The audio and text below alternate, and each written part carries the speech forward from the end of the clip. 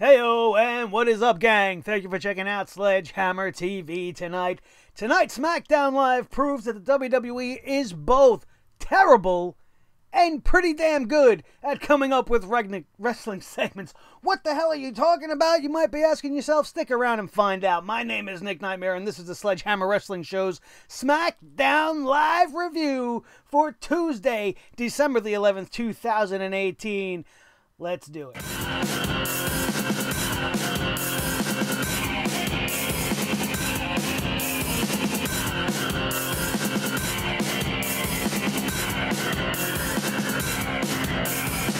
Sledgehammer Wrestling Show.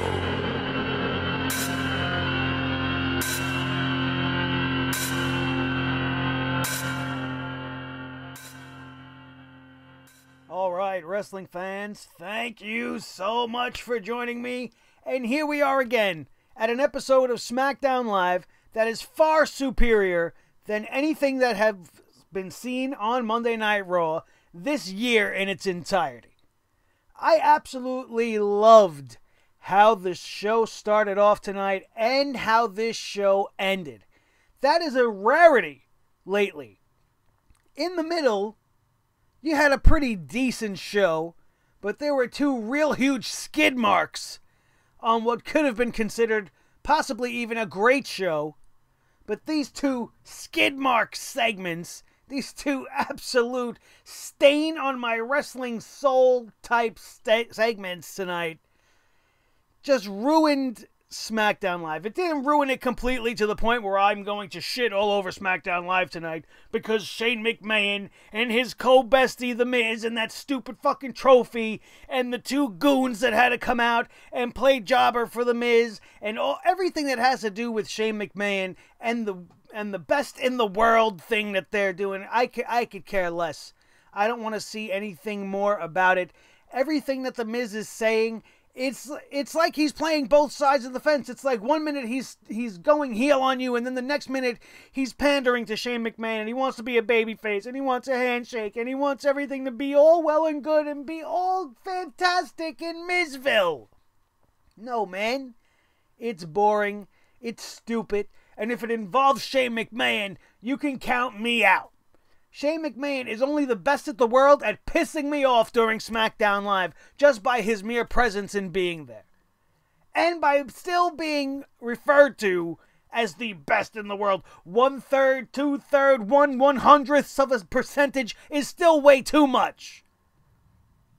That's ridiculous to me. Just about as ridiculous as that stupid rap battle. Now, I am not a rap aficionado. I do enjoy some rap music.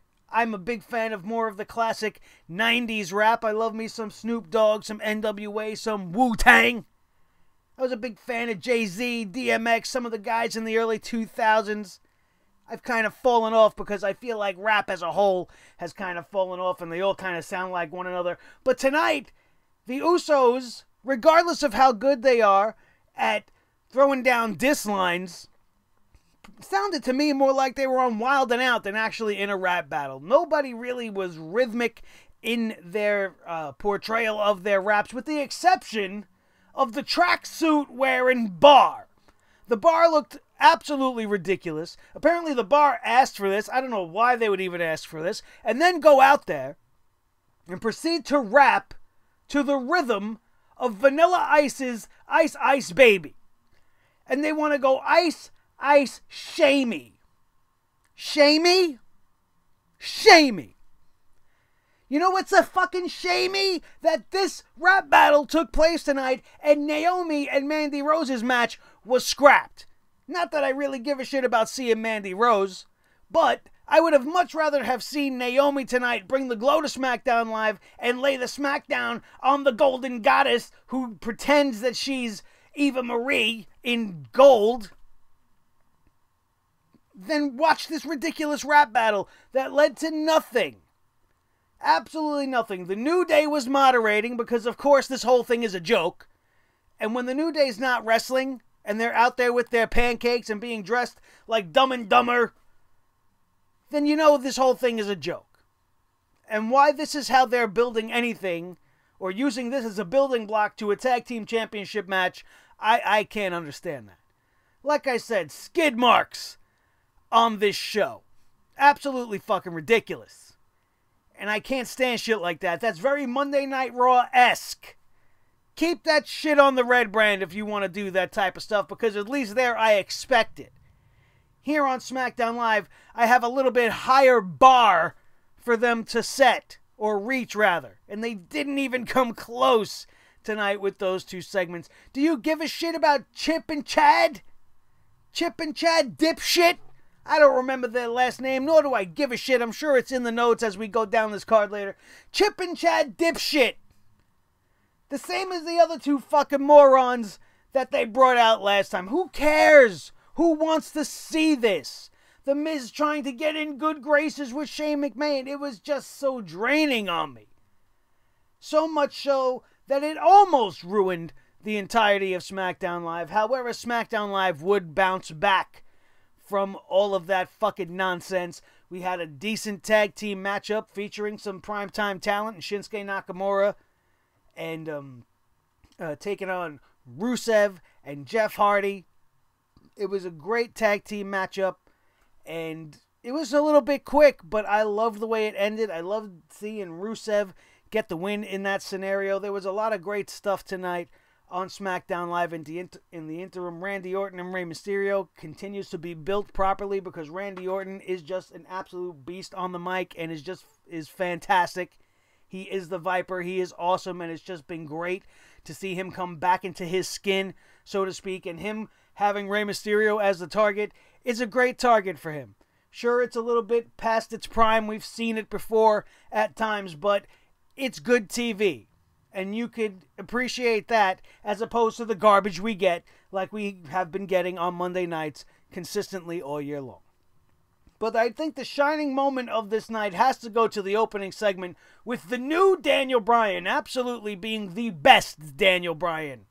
The best Daniel Bryan that there has ever been. He's been fantastic in this new vegan supremacist role, and I love it. It's just screaming money. Daniel Bryan is doing everything that he's probably always wanted to do. He was trapped in this good guy, yes movement, husband of Brie Bella / Total Divas co-star bullshit.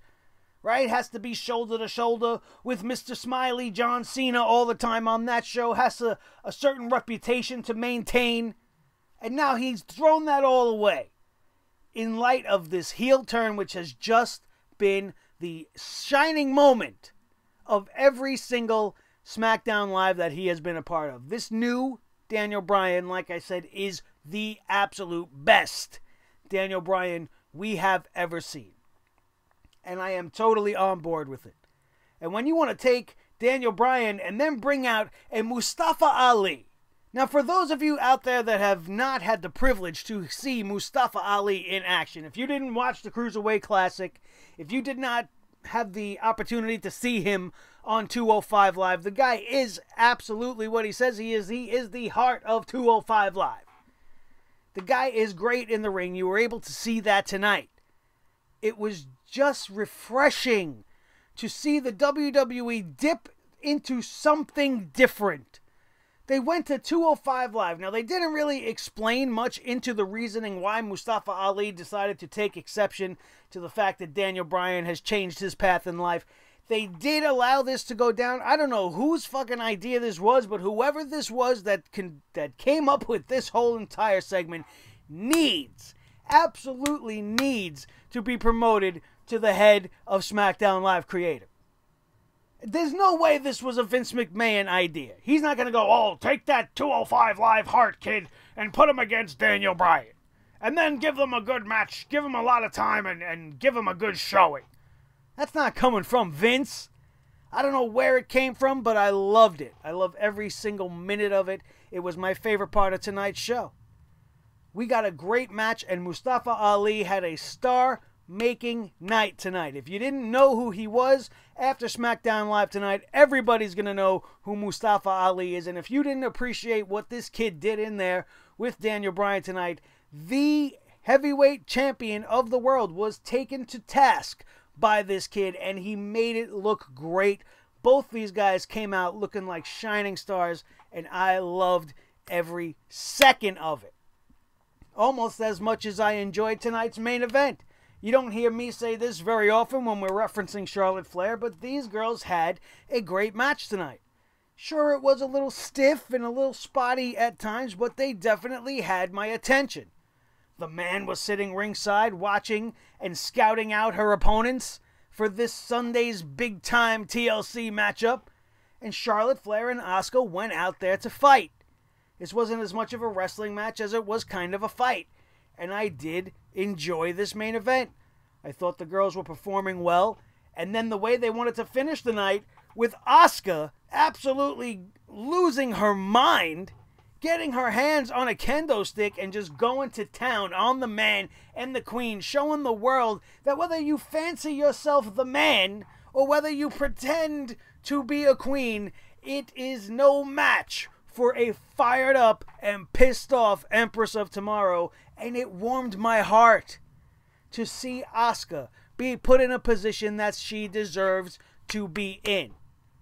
Sure, they went off the road with her. Sure, it's been a real bumpy ride with Asuka. But if this is the hard reset, and now we can start to take Asuka a little bit seriously again, they made her look like a threat, which she absolutely didn't feel like to many of us coming into this Sunday's event. And now, after tonight, you could definitely believe if Asuka wins the championship, you could believe in Asuka. You could see her as the champion. She left the two top stars in SmackDown Live's women's division laid out tonight. Brutalized them with a kendo stick, repeatedly going from one carcass to the next. Just queen, man, queen, the man, the queen, the man. Furious. Hunger, heart, desire. It was all in her eyes. And then she stood atop the announce table and celebrated with her hands held high, and the crowd in Las Vegas, while they did seem to pop, certainly didn't pop worthy enough for Asuka. That was the case for most of the night with this crowd in Las Vegas. It was kind of spotty.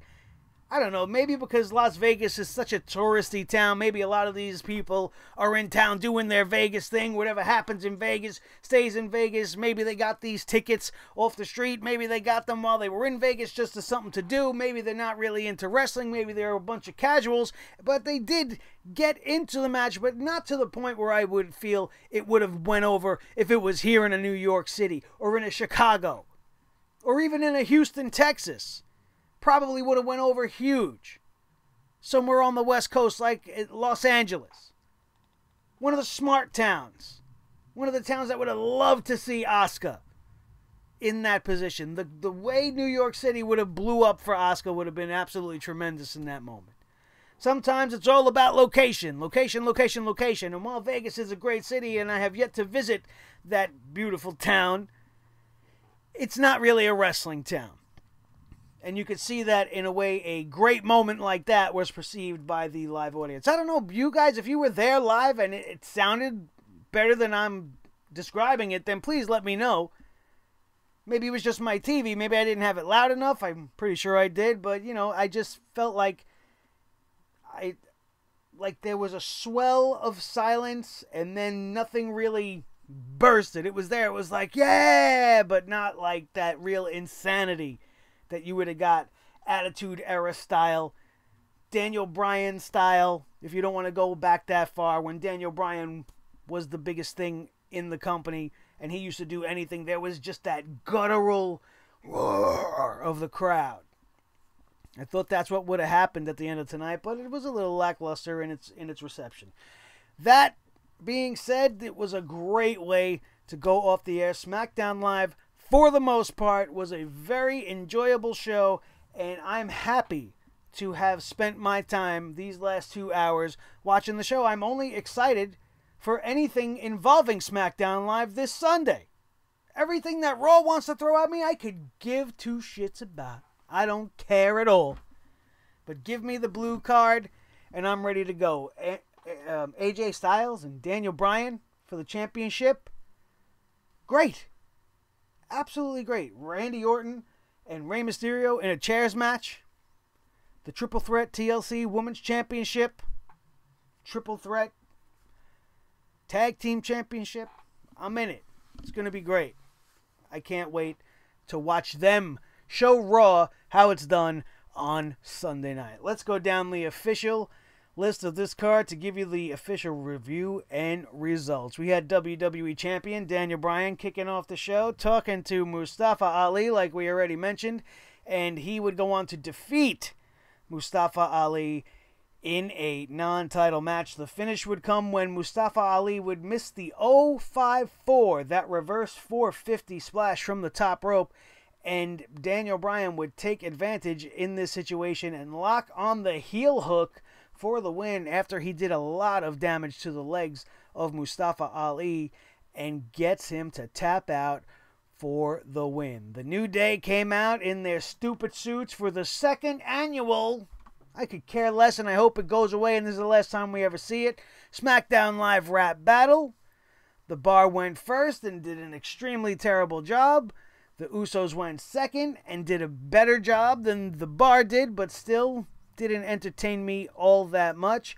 Then it would turn into an all-out brawl as the Bar would try to attack the Usos, but they would duck the attack, and the next thing you know, the New Day and the Usos are face-to-face, and then everybody's beating each other down until the Bar jumped back in and cleared the ring of everybody, and they would stand tall posing with the SmackDown Live Tag Team Championship. The Miz was in the ring with the stupid World Cup trophy. He asked Shane McMahon to come down. Shane McMahon does come down. The Miz says he's not Jon Snow and he has no problem bending the knee. I don't know what the hell that had to do with anything. Shane McMahon did come down to the ring after he said all of this. He asked The Miz if he was okay because The Miz has been acting absolutely fucking crazy. And then the madness would get even weirder. He called out the Vegas Boys. How could I forget that as the last name? Chip and Dip Vegas. Chip and Chad. I don't know. I want to call them Dips. They're fucking idiots. I hate them. And I wish they weren't a part of tonight's show. Just like I wish this whole segment wasn't a part of tonight's show. Skid Marks. Chip and Chad. Skids. The dipshit Skid Boys. The Vegas Boys. The Miz and Shane McMahon defeats the Vegas Boys. The heels jump the heels. I wouldn't even call them heels. I would call them just chumps. The chumps jumped Shane McMahon from behind. He fought back and sent one to the floor. At one point, Shane McMahon hit a terrible-looking DDT that looked like the kid almost died when he hit it. I don't remember if it was Chip or Chad. It doesn't matter. Either way, one of them almost was murdered by an over-anxious and terrible best in the world, best wrestler in the world, but he can't execute a fucking DDT to save his life, Shane McMahon, who eventually applied the triangle choke for the win. There was this whole weird thing where the Miz kind of planned it out, and then Paige, our favorite general manager with her tea in the back and her leather and her pants that are way too high. What's up with that outfit, Paigey? Come on, bring back down that pant line because it's not doing you any good wearing some English-style mom jeans. You know what I'm saying? Dress it up a little bit, honey. You're the general manager. You're not working the street corners. You know what I'm saying?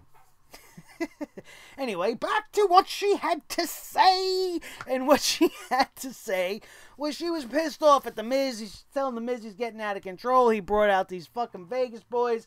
The Vegas Boys coming to the back. They're asking for $5,000 a piece.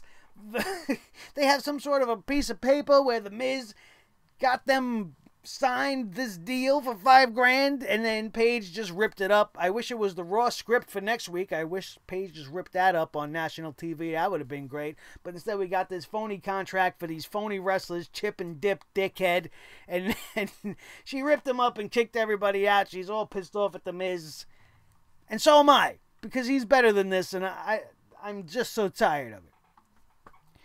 Randy Orton comes down to the ring with a steel chair. He noted that there's nothing better than a solid steel chair. He also said that chairs are good for sending messages. He showed footage of the terrible things that he has been doing to Rey Mysterio over the last few weeks, trying to rip his mask clear off his face, and was almost successful in doing so. Orton would then go on to make fun of Rey Mysterio for wanting revenge. He says, Mysterio, you are a victim and victims don't get revenge. Everybody on the roster is worried about the letters TLC, and all Rey Mysterio needs to worry about are the 3 deadliest letters in all of professional wrestling. RKO. And then Rey Mysterio pops out of nowhere. Who's that jumping out the sky? R-E-Y Mysterio. Yodi-do. Jumps out of nowhere, just like Randy Orton would. Attacks Randy Orton, hits him with the chair, drop kicks the chair into Randy Orton, rather, and then hits him with a 619. Booyaka, booyaka.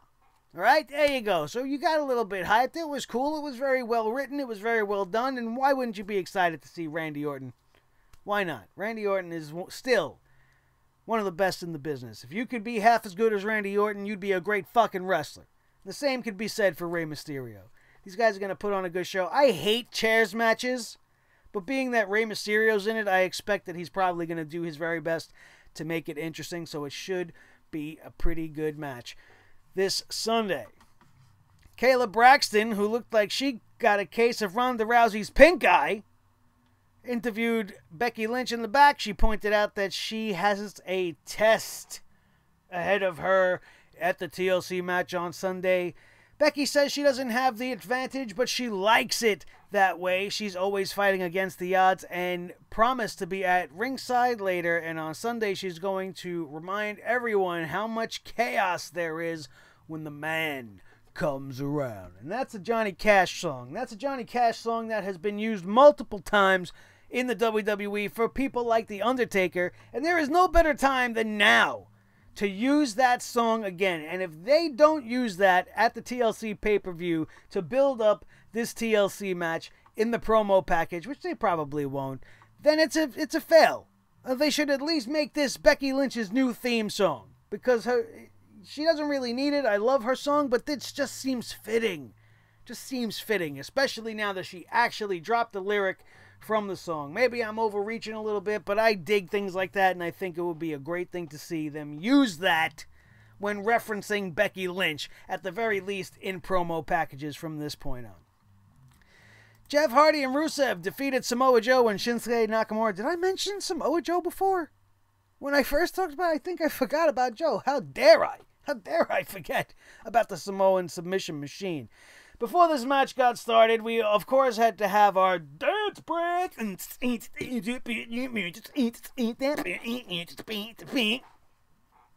as we got to see Carmella shake her ass, R-Truth got 5 seconds to be on TV and shake his little shoulders and do his little floss move, right? Great. Go away, and now let's let the match go on. It was a very, very decent match, a little bit short. I wish they would have gave this match a little bit more time. They could have done that instead of giving us that fucking rap battle, too. Give more time to this tag team match, which is involving 2 feuds that are going on right now, one of which is for the United States Championship title, and I enjoyed this match. The finish came when Shinsuke Nakamura went for a Kinshasa on Rusev, but he would pop up and spring out of that fetal position he was in and nail Shinsuke right in the face with a Machka kick to get the pinfall for the win here. Rusev gaining the momentum going into this rivalry with Shinsuke Nakamura. I don't think they have a match on Sunday, but we're going to have to check the official card before the preview and predictions show. Back for more nonsense with Shane O'Mac being pissed off about the dipshit Vegas boys with the fake referee and all this nonsense that The Miz was doing. Once again, The Miz got all hot and was all, and then was like, well, you know, I was never ever considered to be the best in the world. I'm an A-lister. I'm a this. I'm a fucking that. I've been in the WrestleMania main event. Who cares? Who cares about the past? Let's look at the here and now. And what have you done? You've done nothing. You've won a meaningless tournament that you didn't even win. You were on your way to winning a meaningless tournament, and then you got sidestepped by the commissioner of your show. You are essentially worthless right now.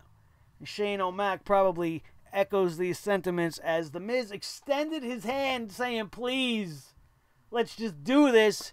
And Shane McMahon walked away. And that means one of 2 things. Either this is going to come to a screeching halt which is what I would like it to do, and then Shane O'Mac and The Miz are just going to go their separate ways, and Shane O'Mac can go away. Or this is going to be the beginning of a Miz versus Shane McMahon feud, which none of us want to see, and we don't deserve that. What did we do so wrong in life to deserve that type of a matchup? Nobody cares. I already don't care, and I don't even know if that's the way we're headed. Kayla Braxton and her pink eyes were back as she interviewed AJ Styles. AJ Styles said he wants to beat up Daniel Bryan, but then he couldn't compete this Sunday if he did it tonight on SmackDown Live. He said this Daniel Bryan isn't the new Daniel Bryan. This is the real Daniel Bryan. That's what I said. That's what I said as Nick Nightmare. I said this is the real Daniel Bryan. This is the best Daniel Bryan that there is. He also went on to say, even though Daniel Bryan has this new frame of mind, this new Daniel Bryan still has the same face. I want to punch his face. And that's what I'm going to do at the TLC. Because this is the house that AJ Styles built. We've seen Kayla Braxton again. And both of her gloriously pink eyes talking to Charlotte Flair in the back. Charlotte Flair says that the Queen does not break. The Queen breaks records, making reference to Asuka's undefeated streak. And she's going to show the man and the Empress that she can do and make them both bow down to the Queen. Woo. Woo. Great. Go out there and do it. And then she went out there and had a good match. I enjoyed the main event as Asuka would defeat Charlotte Flair via disqualification because Charlotte Flair went nuts once again, pulled out the kendo stick, started whacking people all over, getting herself disqualified, giving Asuka the win in this situation. But Asuka would take it one step further after Becky Lynch would find herself involved in everything as she found the kendo stick in her hand and, like I said, just repeatedly assaulted both the champion and the other challenger coming up for this week's TLC pay-per-view extravaganza. This should be the main event. I wish this is that the main event of the evening is the women's TLC match for SmackDown Live. That remains to be seen. I don't see anything on Raw topping this at all. Monday Night Raw didn't even come close to this. And it's not the 2-hour format. It's not that it's not red and it's blue. It's just simply because tonight we had some great wrestling. Of course, we still have the missing and the fallen brothers of SmackDown Live. We didn't see any Andrade Cien Almas. Ty Dillinger has been missing for months. We did not see any of Gallows and Anderson. We didn't see Sanity. I don't know what their plans for them are in the future, but hopefully there's something coming because we are about to hit WrestleMania season and things have got to start moving in motion. And if you are going to not use these guys, then please stop calling them up. Because they're just being wasted. Some of the best talent you have. Eric Young is sitting on the sidelines doing nothing. Guy don't have many years left. He's not a spring chicken. Guy's been around as long as AJ Styles.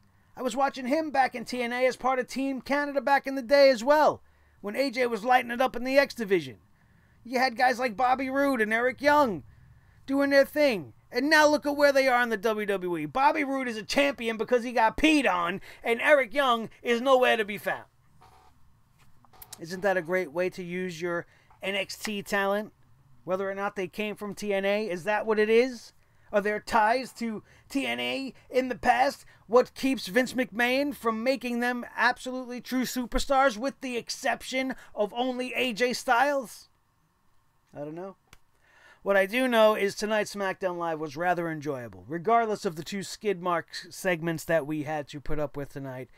And if they can continue with this momentum and iron out some of the kinks and maybe flesh out the tag team division a little bit and continue to bring us more stars, integrate more people from SmackDown Live, bring us surprise NXT call-ups like you did with Nikki Cross, it'll keep SmackDown Live a little bit more fresh, a little bit more interesting. And with the move coming to Fox, we can only have the highest ceiling to break through in the future for SmackDown Live. I want to thank you guys once again for being part of my Sledgehead family. The brothers and sisters of the Sledgehammer Club grow by the numbers day by day, and I want to thank every single one of you guys that have subscribed over the last week, as we have surpassed 1K a couple of weeks back, and we just continue to rise as we try to hit that next 1,000 subscribers as quick as humanly possible. And we can do that by having an awesome wrestling fan just like you subscribe to this channel right now, because nobody does wrestling coverage like we do it here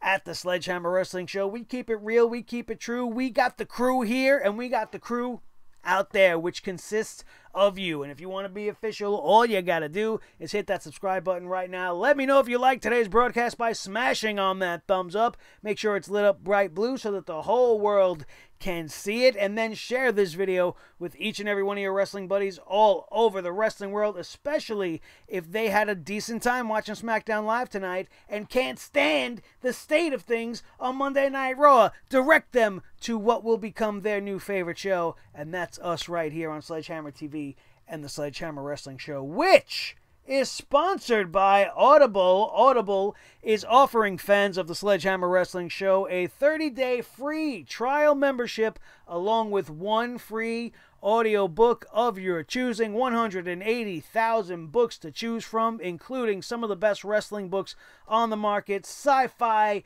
If you want to learn a new language, if you're into drama or mysteries, they got you covered.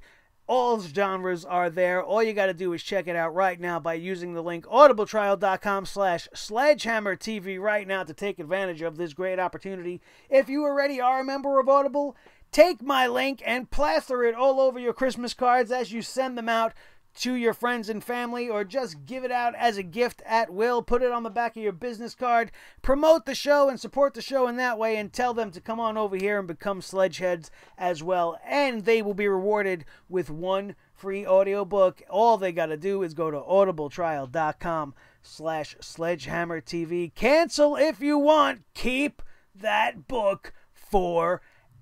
Thank you guys so much. If you do that, that's one great way to support the show. You could also go check us out on Patreon. Search for the Sledgehammer TV podcast on the Patreon page. I have the link somewhere here, but I do not have it right now. That's me. That is what it is.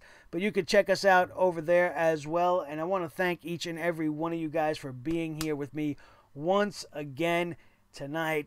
My name is Nick Nightmare. This is my team, Thor the Sledgehammer, the wrestling god of thunder and the official sledgehammer of the Sledgehammer Wrestling Show. His tag team partner, the world heavyweight champion of all the microphones in all the world. He is Mr. Blue, and we are so pleased to be with you. You guys are the star of the show, because without you watching me, I'm just sitting here talking to myself. You know what I mean? And does that make me crazy?